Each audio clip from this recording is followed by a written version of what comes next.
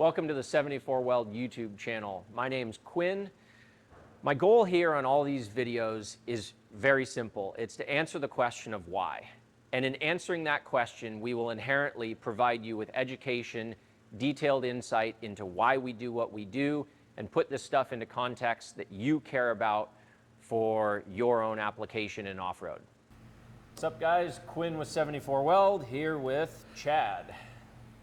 Portal technician here at 74 Weld. So we're going to go through a Bronco portal today and just kind of what it takes, so what we have in here and what we're doing on assembly stuff. Yeah, and the point of this is just to add a little bit of clarity about what's involved, and if you ever were to take it apart, what do you expect to see? So we have a portal torn apart. We have our bearings in the housings. As you can see, bearings don't fall out. They are a very precision press fit that we don't go into detail about, but you've got bearings in housings, okay? So you've pulled the portal apart, it's in pieces. How do we put it back together? Pretty simple, pretty straightforward. So I'll kind of start with where I start with bare uprights, bare boxes. We start with setting bearings and inserts in. If you see, we have hardened inserts up top and here and on the steering. So no metal is getting into aluminum. So hardened inserts so everything stays good. Starting with the inserts, we have a press upstairs that we have tools specifically for this, press inserts in. Yep. Pretty straightforward. And all of our inserts are on all this stuff, they're knurled. It's like if you've ever pressed a wheel stud in, the wheel stud has serrations to it, so it cuts into the aluminum when you press it in, and it keeps it from rotating. Knurls are commonly used in press applications. So once I have inserts in, we move to bearings and races. Bottom race here, a little bit of heat, drop it on, snap ring, stays there, no problem.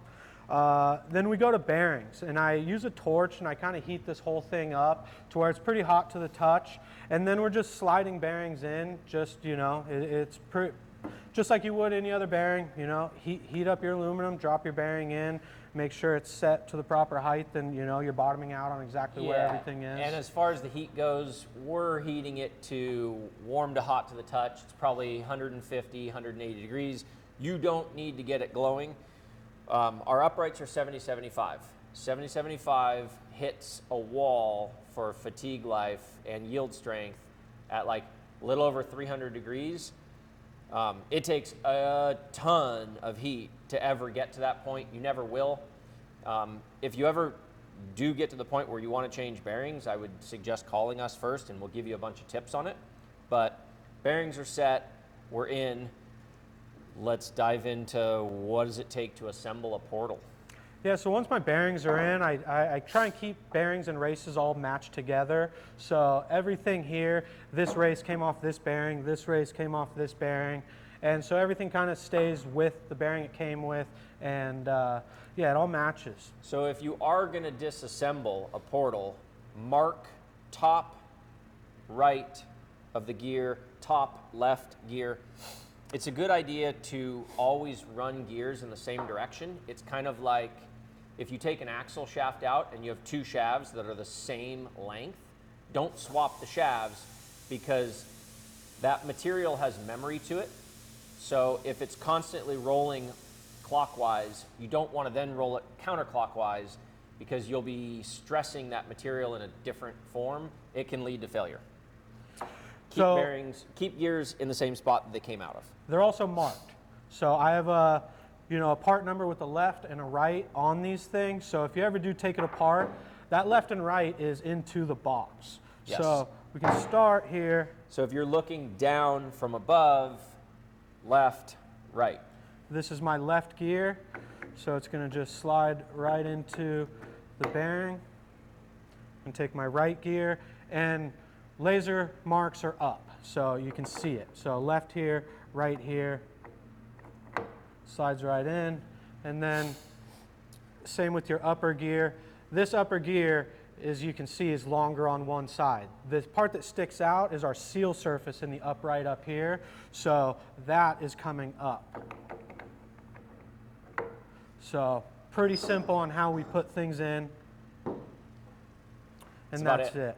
And as for the lower gear, it's already in the box. We put the unit bearing into the box, red Loctite, and torque that down in, so your bearing's there. And then you drop your stub shaft and lower gear into this, and it has a snap ring on both sides. So there's a snap ring that holds it in there, and then your lower gear and your unit bearing and box is kind of all one assembly. So you're really only messing with the 3 upper gears when we're putting stuff together. Yep. So when we go to assemble, we have dowel pin holes. That's so that bearing surfaces, so for alignment purposes, you have 1, 2, 3, 4, 5, 6, 7 surfaces that all have to precision align between the 2 case halves. We have a way of controlling all of that. We also measure all of this stuff on CMMs. A CMM is a coordinate measuring machine. You can look it up. There's videos on YouTube about it. But we cannot overstress that this stuff has to be precision. You're not making this, you know, in a garage. We use expensive equipment and we measure everything. We don't just assume that it's correct. So, yeah. And because of the precision with all of our dowel pins and all of our other locating parts here, when we go to put this thing on, it is a little tight. And by a little tight, you're never using a press to assemble it. No. You're going to get it aligned and then tap it together. So spin around, make sure everything's kind of sitting and smooth where it wants to be. Okay. Let me grab. Oh, you got it? Yeah.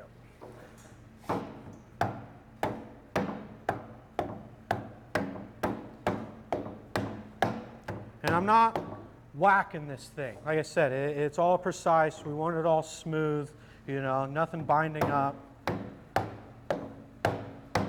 And as this runs, you'll notice that the resistance here is on first assembly. Its tolerances with our dowel pins. As you run it, that will loosen up a hair, so you should be able to separate and put it back together easier. One thing that we do on these, and this literally only comes from experience of having to work on them, when guys are asking, how do I separate a portal, you'll see 1, 2, 3 points. And what we have is we have a 1/4-20 set screw that you can thread into that, and those set screws align with the dowel pins that are in the box. And if you take all the bolts out of this and then start tightening those set screws, that set screw will act as essentially a jack and will separate the case halves. And by pushing on a dowel pin, you're not galling the aluminum, so you can separate this case half super easily with 3 1/4-20 set screws. Yep, just go in, bounce around, try and pull it up evenly. That's about all there is to it. He's going to separate the upright from the box. I'm holding it because it wants to fall over if you don't. But essentially, you're just tightening, going in a pattern around. You'll tighten the 1/4-20s, and you'll notice it separates itself.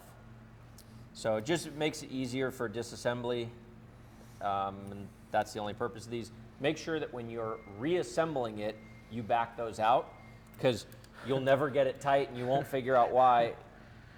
You can leave the set screws in, but torque and tighten the entire portal to the box, or the upright to the box, and then put the set screws in last.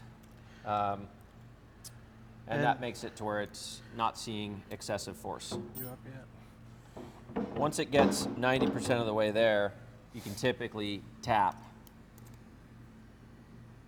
And these are always tightest when we first assemble.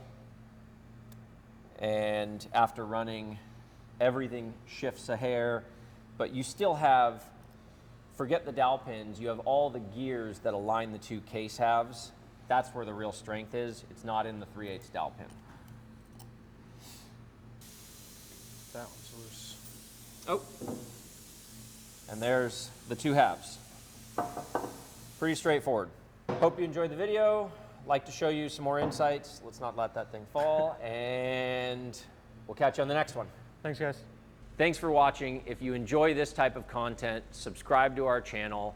It helps us grow and provide you guys with more informative, good content, and we'll see you on the next one.